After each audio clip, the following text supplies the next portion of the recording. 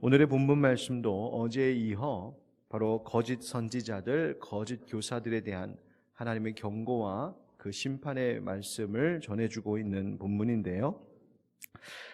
오늘 본문은 그 표현들이 좀 설명들이 많이 필요한 표현들이어서 구절 하나하나를 짚어가며 그 의미를 설명해야 여러분들이 이해하기가 좀 좋을 것 같습니다. 오늘 12절부터 읽었지만 11절부터 10절부터 2장 10절부터의 말씀을 보면 이렇습니다. 10절에 특별히 육체를 따라 더러운 정욕 가운데에서 행하며 주관하는 이를 멸시하는 자들에게는 형벌할 줄 아시느니라. 이들은 당돌하고 자긍하며 떨지 않고 영광 있는 자들을 비방하거니와.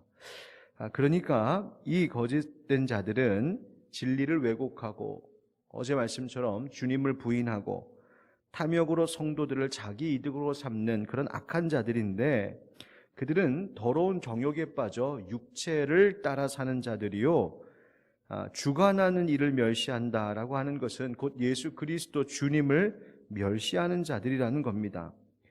그들은 반드시 하나님께서 심판하실 것인데 그들은 당돌하고 자긍하다. 자긍한다는 말이 뭐예요? 거만하다는 뜻이죠.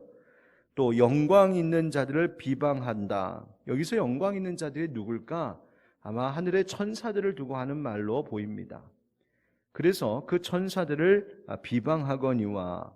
그러나 11절 보면 더 큰 힘과 능력을 가진 천사들도, 즉 천사들이 오히려 더 큰 힘과 능력을 가졌음에도 불구하고 그 악한 자들을 거슬러 비방하는 고발을 하지 아니하느니라. 그러니까 주님께 비방하며 고발하지 않는다는 거예요. 이 말이 무슨 말입니까? 천사들이 이 악한 교사들보다 더 힘과 능력이 뛰어남에도 불구하고 천사들은 자기들 스스로 저 악한 자들을 판단하지 않는다는 거예요. 하나님께 맡긴다는 겁니다, 저 악한 자들을. 그런데 오히려 천사들보다 약한 저 악한 교사들, 거짓 선지자들이 교만하여져서 오히려 자기들이 이것저것 다 판단하고 다 정죄하고 비방한다는 거예요. 이러한 거짓 교사들은 12절 말씀에 보면, 그러나 이 사람들은 본래 잡혀 죽기 위하여 난 이성 없는 짐승 같아서, 이들은 이성이 없는 짐승과 같다. 그래서 알지 못하는 것을 비방하고 그들의 멸망 가운데서 멸망당할 것이다. 여러분, 이성 없는 짐승이라는 건 뭐예요? 이성이라고 하는 거는 하나님께서 우리에게 주신 형상, 그 성품 가운데 하나예요. 그런데 하나님의 형상마저 잃어버렸다는 것입니다. 그저 육체적인 욕구와 정욕 본능만을 따라서 살아가는 그들의 탐욕과 음란함을 고발하고 있는 말씀이 바로 10절부터 12절까지의 말씀이에요. 자, 그 다음 계속해서 이와 같이 그들이 어떠한지에 대해서 말하고 있는데, 이 말씀을 가만히 묵상해 보면 그렇기 때문에 우리 예수 믿는 자들, 참된 진리의 길을 가고자 하는 자들에게는 이러한 삶의 태도가 필요하겠다는 것을 깨닫게 하시는데요, 세 가지로 함께 나눠 생각해 보려고 합니다. 그 첫째는 우리에게 주어진 시간으로 쾌락을 쫓지 말고 참된 것, 참 진리의 것을 추구하는 삶을 살아야 한다. 오늘 주님 말씀하십니다. 오늘 13절 말씀부터 보면 이 거짓 교사들의 탐욕스러움을 다시 말하고 있는데요, 13절에 보면 불의의 값으로 불의를 당하며, 이 말은 자기들이 행한 그 불의함으로 스스로 해를 당할 것이다. 자기들이 잘못한 그대로 심판받는다 말씀하시는 거예요. 그들이 어떤 불의를 행하였을까? 낮에 즐기고 노는 것을 기쁘게 여기는 자들이니 점과 흠이라. 낮부터 흥청망청 노는 것, 이것이 그들의 티와 흠투성이가 된다 하시는 말씀이에요. 너희와 함께 연회할 때에 그들의 속임수로 즐기고 놀며, 즉 너희들과 함께, 여기서 너희란 바로 예수 믿는 성도들이죠. 근데 성도들과 함께 연회 파티를 한다, 이게 무슨 말일까? 주석가들은 여기서 말하는 이 연회라고 하는 말을 성도들의 교제가 있는 성찬 애찬을 두고 하는 말로 봅니다. 그 말은 무슨 말이에요? 거짓 교사들이, 거짓 선지자들이 우리 애찬합시다, 애찬을 해야 된다라고 하는 핑계로 자기들 즐기는 파티했다는 말입니다. 그러니까 주님을 위해 예배하고 주님의 희생과 사랑을 기억하며 성도의 사랑을 나누어야 하는 이 성찬, 그 사랑을 나누는 애찬의 시간이 오히려 자기들의 배를 배부르게 하고 자기들 먹고 취하는 유희의 자리로 전락시켜 버리는 그런 악한 일을 했다 하는 말이에요.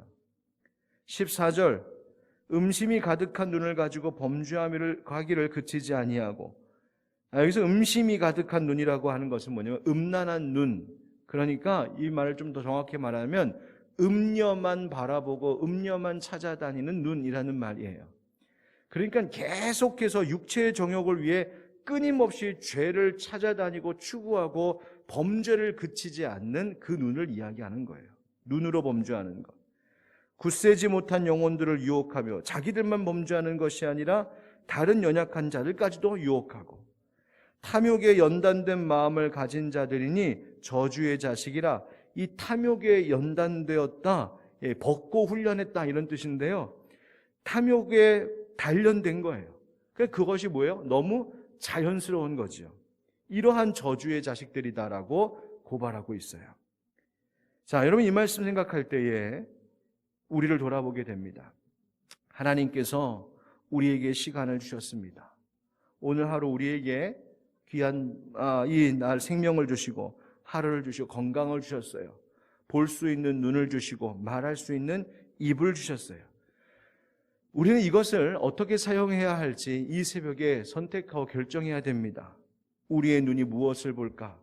음심이 가득한 눈으로 오늘 하루를 살 것인가? 아니면 하나님 나라 저 위의 것을 바라보며 선한 것들을 찾는 눈이 될 것인가 결정하셔야 됩니다. 우리의 입이 세상의 연약한 자들을 유혹하고 다치게 하고 넘어뜨리는 입이 될 것인가? 아니면 하나님 찬양하고 하나님 영광 위하여 높이는 찬송하는 입이 되게 할 것인가? 오늘 결정하셔야 된단 말입니다. 여러분, 오늘 하루 우리에게 주어진 시간으로 세상의 악한 쾌락 쫓지 아니하고 영원한 것, 선한 것, 참된 진리의 것을 추구하며 살아가는 그런 깨어있는 우리 그리스도인들 되길 주님 이름으로 축복합니다. 두 번째로 우리에게 하나님께서 또 뭘 주셨냐면 자유를 주셨어요. 오늘 말씀 보면 그 자유에 대한 이야기가 나오는데, 우리에게 주어진 자유를 주님의 종이 된 삶을 위해 써야 한다 말씀하십니다. 자, 무슨 말일까? 그래서 이 탐욕 가득한 거짓 요사들과 같은 자들을 15절 16절에서 보면 부올의 아들 발람의 길을 따르는 자들이다 이렇게 말하고 있어요. 15절 16절 보십시오. 그들이 바른 길을 떠나 미혹되어 부올의 아들 발람의 길을 따르는도다. 그는 불의의 삭슬을 사랑하다가 자기의 불법으로 말미암아 책망을 받되 말하지 못하는 나귀가 사람의 소리로 말하여 이 선지자의 미친 행동을 저지하였느니라. 아멘. 여러분, 발람이 누구예요? 민수기 22장에 나오는 선지자입니다. 어떤 일이 있었어요? 이스라엘 백성들이 출애굽하여서 광야 생활하며 광야 행진을 하는데, 그때에 모압의 왕 발락이라고 하는 왕이 있었어요. 그런데 이 발락 왕이 가만히 듣자 하니 애굽에서 나온 이스라엘이라고 하는 백성들이 강하여서 전쟁마다 이긴다는 거예요. 하나님이 이기게 하신 것이죠. 그리고 그 수가 많아서 자기들에게 위협이 될 것 같다는 소식을 들었습니다. 가만히 이 발락이 생각해 보니까, 이 사람들이 우리 옆을 지나가다가 우리를 해치지 않을까 걱정이 되었어요. 그래서 어떻게 했냐면 이 발락 왕이 자기의 부하들과 장로들을 누구에게 보내냐면 오늘 바로 이 부올의 아들 발람이라고 하는 발람이라는 선지자에게 사람들을 보냅니다. 그냥 보낸 게 아니라 그 선지자에게 주어줄 복채를 든든히 준비시켜서 보내요. 그래서 이 발람 선지자에게 복채를 딱 쥐어주면서 부탁하는 거예요. 당신이 복을 비는 자들은 복을 받고 당신이 저주하는 자들은 저주를 당한다. 우리가 들었는데 저 이스라엘 백성들을 저주해달라고. 그 일을 위해서 다음날 우리 같이 발락 왕에게 가자고 이렇게 청을 해요. 자, 그런데 본인이 갈 수 없다. 하나님께서 가지 말라 하시거든요. 그래서 갈 수 없다. 발람을 이 사람들이 계속 꼬십니다. 은과 금으로 막 꼬셔요. 그래서 하나님께서 뭐라고 하시냐면 따라가되 내가 하라고 하는 말만 해라. 그래서 이제 이 발람이 그 다음날 아침에 그 발람 왕에게로 갑니다. 가는데 나귀를 타고 가요. 나귀를 타고 한참 가는데 갑자기 나귀가 가다가 길을 가지 않고 딱 멈춰섭니다. 그러더니 길에서 벗어나 밭으로 막 숨어드는 거예요. 그래서 이 발람 선지자가 왜 이러냐 그러면서 채찍으로 나귀를 막 때리잖아요. 또 가는데 이번에는 포도원 밭 사이를 걸어가는데 이 포도원이 담장으로 이렇게 막혀 있고 그 좁은 길을 담장과 담장 사이의 좁은 길을 가는데 이 나귀가 또 가진 않고 자꾸만 담장에다 몸을 비비면서 이 타고 있는 발람을 힘들게 하는 거예요. 얘가 왜 이러느냐고 또 때렸어요. 3번이나 때립니다. 알고 봤더니 그 앞에 여호와의 사자가 칼을 빼들고 서 있는 것을 나중에 하나님께서 발람의 눈을 뜨게 하심으로 보게 하시죠. 그래서 이 나귀가 그때 뭐라고 하냐면 무슨 말을 했었냐면 하나님이 그 나귀의 입을 열어 주인이시여 내가 당신의 말을 듣지 않은 적이 있었습니까? 없었지. 그런데 내가 왜 이러는지 왜 모르시겠습니까? 하면서 하소연을 했어요. 그때의 발람의 눈이 떠지면서 자기의 길을 막고 있는 그 여호와의 사자, 칼을 빼들고 서 있는 여호와의 사자를 발견했던 일이 민수기 22장에 나오잖아요. 바로 그 발람을 이야기하는 거예요. 그래서 뭘 말하는 거냐면 하나님의 은혜, 하나님 주신 그 은혜의 길을 저버리고 은금, 복채, 돈 주는 것, 이것, 그 물질의 허무한 것을 쫓아 사는 이 어리석음과 악함이 어떠한 것인지를 경고하시는 말씀이에요. 너희들이 부올의 아들 발람의 길을 따르는구나. 욕심과 정욕과 탐심, 세상 물질과 힘의 권세 따라서 살아가는 것이 얼마나 악하고 어리석은 것인지를 말해주고 있어요. 얼마나 그것이 허무한 것이냐면 여러분 17절 말씀 같이 읽어보실까요? 17절 시작. 이 사람들은 물 없는 샘이요 광풍에 밀려가는 안개니 그들을 위하여 캄캄한 어둠이 예비되어 있나니. 아멘. 여러분 이 사람들이 뭐래요? 물 없는 샘. 여러분 물 없는 샘이 뭐예요? 목마른 사람이 길을 가다가 샘을 발견했어요. 야 이제 살겠구나 하고서 열심히 달려가 봤더니 거기에 보니까 물이 없는 거예요. 무슨 말이에요? 허무함을 얘기하는 거예요. 실망 가득함을 이야기하는 거예요. 광풍에 밀려가는 안개가 있었는데 광풍에 금세 사라지는 거죠. 공허한 것을 말해요. 그러니까 이 세상의 은금과 같은 세상 물질과 탐욕 따라 살아가는 인생이 얼마나 실망스러운 인생이 될 것인지 얼마나 공허한 것인지를 경고하시며 그들은 마침내 캄캄한 어둠이 예비되었다. 하나님의 심판이 있을 것을 경고하십니다. 18절에도 뭐라고 하세요? 그들이 허탄한 자랑의 말을 토하며 그릇되게 행하는 사람들에게서 겨우 피한 자들을 음란으로서 육체의 정욕 중에서 유혹하는도다. 진실하지 않은 거짓된 말로 사람들 유혹한다는 거예요. 자, 19절 말씀입니다. 19절 다 같이 시작. 그들에게 자유를 준다 하여도 자신들은 멸망의 종들이니 누구든지 진 자는 이긴 자의 종이 됨이라. 아멘. 그들이 얼마나 멸망당할 자들이냐면 그들에게 자유가 주어진다고 해도 결국 그들은 멸망당할 것이다. 왜? 누구든지 진 자는 이긴 자의 종이 된다. 무슨 말입니까? 전쟁에서 패하면 그 패한 자는 승리한 자의 종이 되게 되어 있었어요. 그러니까 이 거짓 교사들, 이 탐욕을 따라 살아가는 자들은 악한 것의 종이 되었기 때문에, 그것에 졌기 때문에 그것의 종이 되었다. 그러니 자유가 주어져도 그것의 종이 되어 이끌려가 멸망당하게 될 곧 멸망의 종들이다 말하는 거예요. 자, 그렇다면 이 말씀 우리에게 뭘 가르쳐 주십니까? 여러분, 우리는 이 죄의 종되었던 우리들을 예수 그리스도 십자가의 은혜로 그 묶임으로부터 자유하게 하시고 우리로 자유한 사람들 되게 하셨어요. 해방시키셨어요. 그런데 그 우리에게 주어진 자유를 이제는 무엇을 위해 쓰라고 하시냐면 우리를 구원하신 우리 주 예수 그리스도를 위하여 그 자유를 쓰며 살라고 말씀하시는 거예요. 왜요?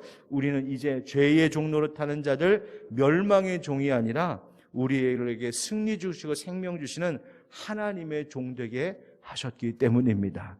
사랑하는 우리 새벽 기도의 동역자 여러분, 오늘도 하나님께서 우리에게 자유의 의지 주시고 자유의 생각을 주셨어요. 이 모든 것들을 가지고 멸망의 종되는 길을 택하지 마시고 이 자유로 하나님의 종된 삶을 늘 선택할 수 있기를 주 예수 그리스도의 이름으로 축원드립니다. 마지막으로 20절부터의 말씀에서는요, 주어진 은혜가 있다는 거예요. 무슨 말이냐면 우리에게 주어진 시간도 있고 주어진 자유도 있어요. 그런데 우리에게 주어진 은혜 잘 지키며 살아가야 된다 말씀하십니다. 자, 20절에 만일 그들이 우리 주 되신 구주 예수 그리스도를 알므로 세상의 더러움을 피한 후에, 그러니까 이들이 세상의 악한 것으로부터 잠시 벗어났다가 예수님을 알게 돼서 다시 그 중에 그 더러운 것에 얽매이고 지면 그 나중 형편이 처음보다 더 심하리니. 여러분 이 말씀 어서 들어보지 않으셨습니까? 예수님께서도 하셨던 말씀이세요. 예수님 마태복음 12장에서요 뭐라고 하셨냐면 더러운 귀신이 어떤 사람에게서 나갔는데 그가 머물고 쉴 곳이 없어서 다시 나왔던 그 집으로 들어가자 했더니 그 사람이 싹 깨끗하게 싹 청소가 되어 있고 수리가 되어 있다는 거예요. 그래서 야 너무 아깝다. 그래서 자기만 아니라 7 귀신을 더 데리고 와서 들어가니 그의 형편이 처음보다 더 심하게 되었다. 예수님 하신 말씀이죠. 악한 세대가 그렇게 될 것을 경고하셨어요. 무슨 말이에요? 우리를 비워두는 것도 중요하지만 그 빈 곳에 하나님의 은혜가 가득 채워져 있어야 한다는 거예요. 여러분 우리가 이전보다 더 심한 형편으로 돌아가지 않기를 간절히 원합니다.